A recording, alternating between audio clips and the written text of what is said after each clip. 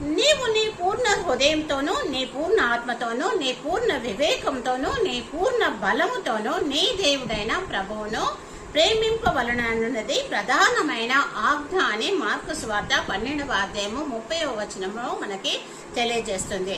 వాక్యమైన దేవుడు వాక్యం ద్వారా మనతో మాట్లాడుతున్నాడు.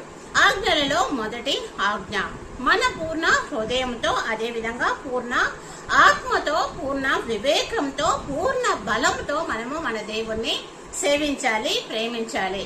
మనము పూర్ణంగా ఎప్పుడైతే దేవుణ్ణి సేవిస్తామో అది దేవుని యొక్క ఆజ్ఞ అయి ఉంటుంది.